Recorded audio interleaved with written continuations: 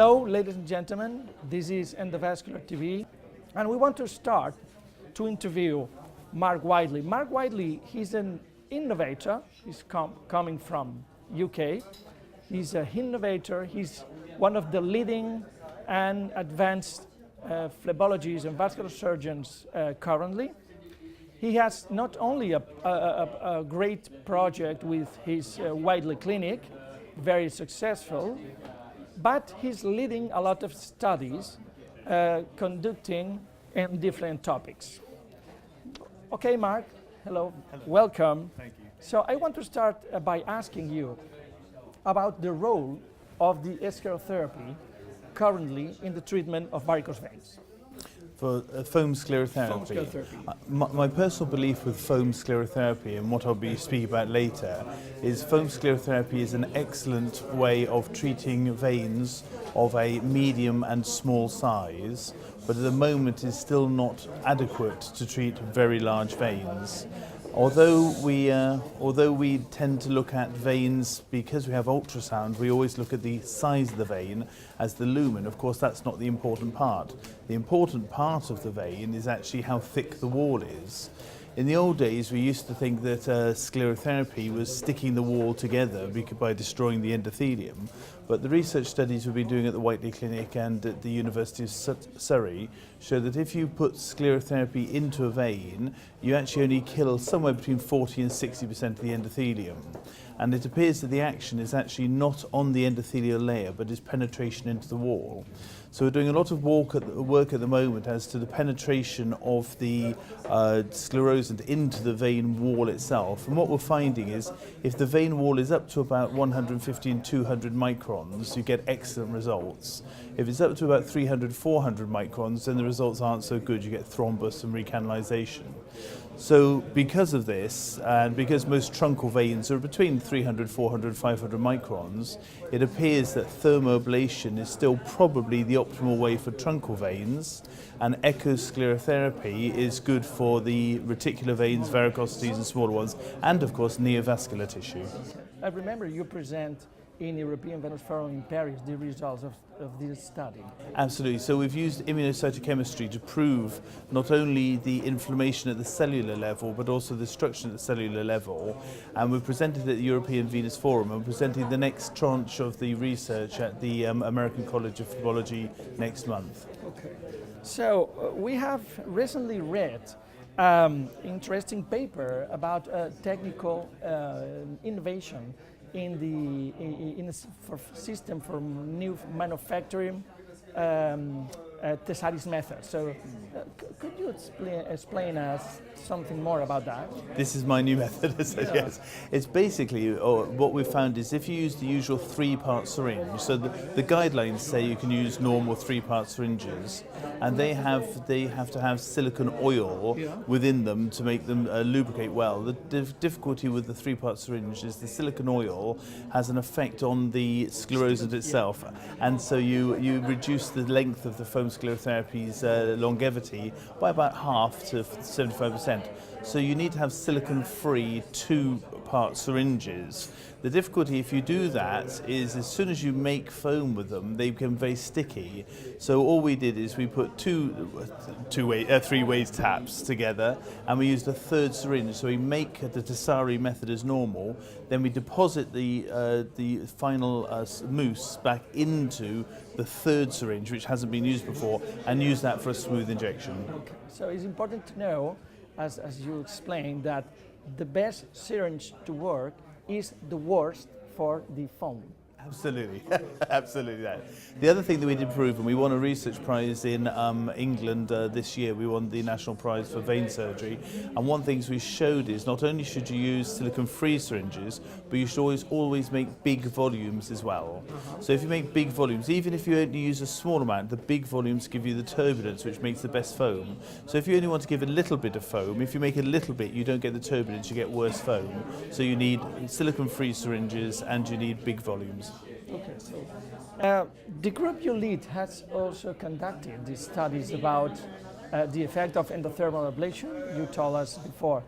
But I would like to know, which is your personal preference not only by the effect over the endothelium, by over the treatment, the protocol, the effectiveness. What is your? Do you have any preference?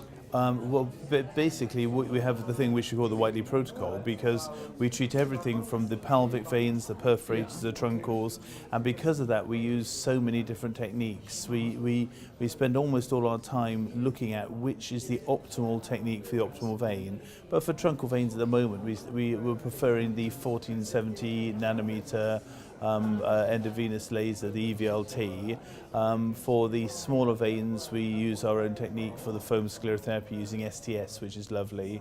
Phlebectomy, we use coil embolization for the pelvic veins along with foam, and the trollop technique for the perforators. So probably you have to tailor the treatment, the tailoring of the treatment for every patient, every best technique. One of the things that's come out of endovenous surgery is when I learned surgery 20 years ago, we used to talk about the great saphenous vein and phlebectomy, the small saphenous vein and phlebectomy, or both, and that was it. And now the chance of finding somebody with a simple truncal vein and varicose veins is about 15%. The number of people now, 1 in 7 women have pelvic veins, and if you don't treat them, you end up getting recurrences. So with perforators and all the complexities now, you really have to tailor the treatment to every patient to get the best results. So moving on, this hot topic, the pelvic veins. So I don't know in UK what happened, but in my personal experience, I've had I've attended 2 meetings with gynecologists, and I try to show them with pictures, videos, a lot of images that seems to show and demonstrate the origin of maybe 20% of patients. The origin of the varicose veins in the legs coming from the pelvis. So the reaction is not in the line of what I think. So gynecologists are not worried about that. No. So what do you think? Well, I think that if you go back to undergraduate gynecological texts, there's a very famous text in the UK which gynecologists use when they learn, and it says that 1/3 of women in the outpatient clinic, when you fully investigate them, have actually nothing wrong with them at all. It's all psychological. I believe that that's the way gynecologists have been trained, and the trouble is most of those people have got pelvic congestion syndrome. The trouble is if you're not trained to look for something, you don't see it, and that's the problem. So I think what we have on the gynecology side, we have the fact that gynecologists are not trained to look for venous reflux. They don't find it, so therefore they don't diagnose it, and they say women are mad, or they just, it's something you get. And we're going to say the same thing as well. We've just published a paper showing the link between hemorrhoids and internal iliac vein reflux. So again, hemorrhoids are going to become part of phlebology as well. And we're going to have the colorectal surgeons who are not going to be very happy with that. But the point is, the thing with the venous system is it's a body-wide thing, and you can't just take it away because it happens to be in your bottom. You can't say it's colorectal, or because it's around your uterus, it's gynecology. The venous system is from your toes to your heart and above, of course. Okay, so in Whiteley Clinic, I know you have very well standardized treatments and protocol. I would like to know which is your standard protocol to study a patient. Do you study or try to discard in all the patients this origin? Explain more about your protocol. For the yes. Yes. So what we do is we wouldn't put every single patient through an investigation for pelvic veins. So what we do is we do a leg duplex ultrasound scan looking at the complexity, and we do what the Americans now call an extended duplex scan. We never have just a doctor doing their own quick one. We have a complete scan of the whole of the leg. And so when you finish the scan, especially if you look around the buttock and you look around the top of the inner thigh, we find that 1 in 7 females, 1 in 5 females if they had children, and some men have veins that reflux is still coming from above the SFJ. Those, you either trace them onto the anterior abdominal wall in some cases, and much more commonly it's coming from the obturator vein or it's coming from one of the internal veins. Now, with those, you have the options of venography, CT, MRI, transvaginal duplex. Do you use but duplex? the thing with it is we're just published in the European Journal of Vascular Surgery that if you use any of the techniques that don't show reflux, the size of the vein is irrelevant. So venography, CT and MRI don't actually show you the right thing. You must use transvaginal duplex if you're going to find this problem. So you need one test to check you haven't got occlusion, and you need, for reflux, you need transvaginal duplex. The big thing that the research hasn't come to terms with yet is what do you do for men? Yeah. And so this kind of scanning, the exploration, is done by technicians or by the phlebologists, by your team? We have a specialist called Judy Holdstock who's invented the techniques for doing this, and the protocol for that is the Holdstock-Harrison protocol. She's worked for the last 5 years showing that it's the optimal way, and we've just presented in the UIP last year and are publishing in phlebology at the moment that if you look at success rates of treatment versus her outcome versus venography, then her way of doing transvaginal duplex is the gold standard at the present. Okay, thanks. So finally, I would like to ask you a question about, no, it is not a philosophical question, because it seems that it's clear and UK has been the leader of the office-based treatment, the office-based setting for treating varicose veins. So do you see something beyond about the future?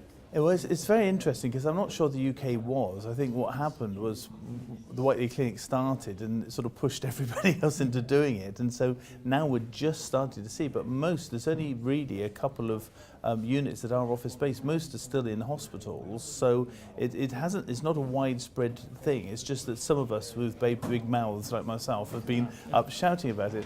The difficulty is, I mean, in my main unit now in London, we've got a Bond Street Whiteley Clinic, and in that we've got the pelvic vein unit, and now we've got IVUS, and we're starting to now see that we are going to start to have to do more stents. The occlusive diseases is more common than we thought, like as you said, and it may well be that some of our office base is going to end up having to go back into the hospital. So phlebology is one of these fantastically interesting situations where, probably like urology, we'll end up with 95% office base, but there's going to have to be a requirement for quite big vein treatments still in the hospitals, so you need to have a foot in both camps. Thank you. So we could talk with Mark Whiteley for a long time. So, but it is not possible. We have to invite some other guests. So I thank you very much for attending here Endovascular TV. I wish you the best success for your Whiteley Clinic. Is an example. And okay, so we maybe see you in the next meetings. Lovely. Thank you very much. Thank you.